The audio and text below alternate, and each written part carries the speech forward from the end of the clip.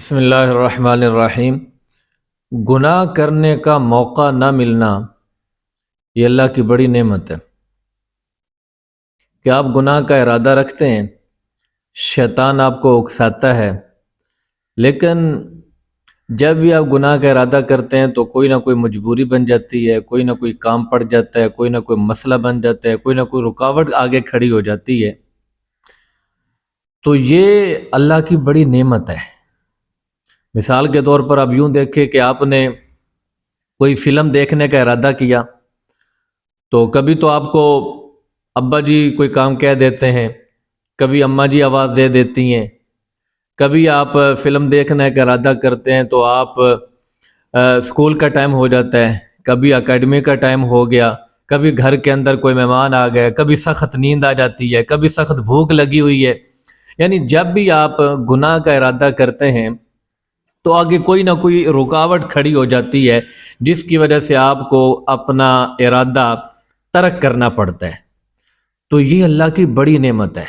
اس کے اوپر پریشان نہ ہوئیں، اس کے اوپر اللہ پاک کا شکر ادا کریں، کیونکہ اللہ پاک جانتا ہے میرا بندہ کمزور ہے۔ اس کو اگر گناہ کا موقع دیا تو یہ گناہ کے اندر پڑ جائے گا اور گناہ کے اندر پڑھ کر مجھ سے دور ہو جائے گا، گناہ کے اندر ملوث ہو کر یہ میرا باغی بن جائے گا، یہ میرا دشمن بن جائے گا، گناہ کے اندر ملوث ہو کر میرا بندہ میرا نافرمان ہو جائے گا۔ تو اللہ پاک آپ کو اپنا نافرمان بندہ نہیں بنانا چاہتا، اس لیے جب بھی آپ گناہ کا کوئی ارادہ کرتے ہیں تو آگے کوئی نہ کوئی رکاوٹ کھڑی ہو جاتی ہے، آگے کوئی نہ کوئی جو ہے وہ مصروفیت بن جاتی ہے کہ آپ کو گناہ کا موقع ملتا ہی نہیں ہے۔ آپ خود ذرا غور کریں کہ اگر اللہ پاک آپ کو گناہ کا موقع مہیا کر دیتا ہے، مصروفیت بھی نہیں ہوتی، تندرستی بھی اللہ تعالیٰ نے دی ہوئی ہے، جیب کے اندر پیسہ بھی ہے، دیکھنے والا بھی کوئی نہیں،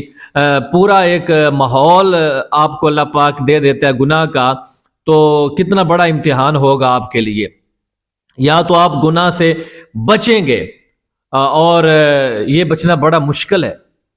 یا پھر دوسرے نمبر پر آپ گناہ کے اندر ملوث ہو جائیں گے، گناہ کے اندر پڑ جائیں گے، اور گناہ کے اندر پڑ گئے تو اللہ پاک کی رحمت سے بہت دور ہو گئے۔ تو اس لیے اس امتحان سے اگر اللہ تعالیٰ آپ کو بچا لیتا ہے کہ گناہ کا موقع تلاش کرنے کے باوجود بھی آپ کو نہیں ملتا، اور گناہ کا ارادہ کرنے اور شیطان کے بار بار اکسانے کے باوجود بھی اللہ پاک آپ کو گناہ کا موقع نہیں دیتا، تو اللہ پاک کا بڑا کرم ہے۔ اس کے اوپر اللہ پاک کا شکر ادا کرنا چاہیے کہ اللہ پاک یہ بھی اللہ پاک کا تعلق ہر کسی بندے کے ساتھ نہیں ہوتا، ورنہ کتنے بڑے بڑے گناہ گار ہمارے معاشرے کے اندر پھر رہے ہیں۔ آپ کے اوپر تو بڑا اللہ کا کرم ہے کہ آپ کوشش کے باوجود بھی اللہ پاک آپ کو ایسا ماحول مہیا نہیں کرتا کہ جس ماحول کے اندر آپ اللہ کی نافرمانی کر سکیں۔ وہ جیسے حدیث کے اندر آتا ہے نا، ایک دیہاتی آدمی آیا اور آ کر کہنے لگا یا رسول اللہ مجھے زنا کی اجازت دیجیے۔ اللہ اکبر! رسول اللہ صلی اللہ علیہ وسلم سے زنا کی اجازت مانگنے آتا ہے تو آپ صلی اللہ علیہ وسلم کیا کرتے ہیں؟ آپ صلی اللہ علیہ وسلم نہ اس کو اجازت دیتے ہیں اور نہ اس کو سزا دیتے ہیں، نہ اجازت دیتے ہیں نہ سزا دیتے ہیں، بلکہ آپ کیا کرتے ہیں؟ آپ اس دیہاتی آدمی سے گناہ کا موقع چھین لیتے ہیں اور آپ اس کو ایسا باتوں میں الجھاتے ہیں، بلکہ یوں کہنا چاہیے آپ اس کو ایسی نصیحتیں فرماتے ہیں کہ وہ گناہ کا ارادہ ہی ترک کر دیتا ہے۔ مسند احمد کے اندر حدیث ہے کہ ایک آدمی نے کہا یا رسول اللہ مجھے زنا کی اجازت دیجیے، تو آپ صلی اللہ علیہ وسلم نے فرمایا ادنو منی، میرے قریب ہو جاؤ۔ صحابہ کرام نے اس کو مارنے کا ارادہ کیا، ڈانٹنے لگے، تو آپ نے فرمایا اترکو، چھوڑ دو اس کو، کچھ نہ کہو، اور اس کو فرمایا میرے قریب ہو جاؤ۔ جب وہ قریب ہوا تو آپ نے فرمایا جو تو ارادہ رکھتا ہے، اگر یہی ارادہ تیری ماں کے ساتھ کوئی دوسرا بندہ رکھے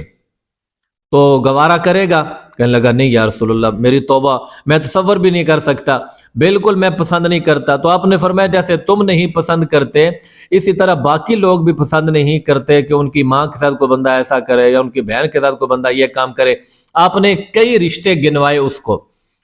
اور فرمایا کہ یہ تم اپنے لیے پسند کرتے ہو، اپنے لیے پسند کرتے ہو، تو ہر بار وہ نہ نہ نہ نہ کرتا گیا۔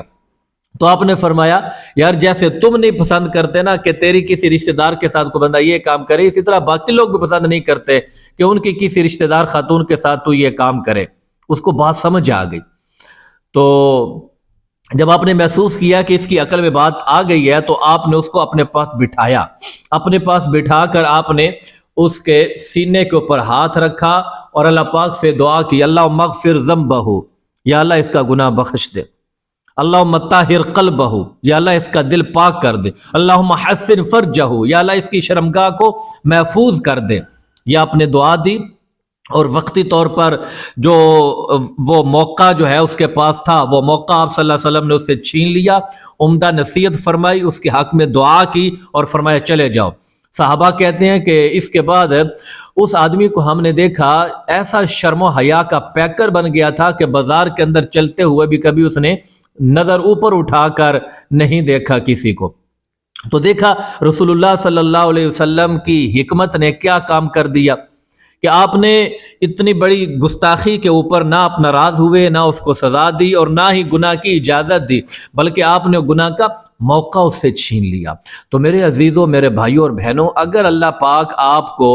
کوشش کے باوجود بھی گناہ کا موقع نہیں دے رہے تو اس کے اوپر پریشان مت ہوئیے، اس کے اوپر اللہ پاک کا شکر ادا کیجئے کہ اللہ پاک میری کوشش کے باوجود بھی مجھے اپنا نافرمان نہیں بنا رہا۔ تو اللہ تعالیٰ سے میں دعا کرتا ہوں کہ اللہ پاک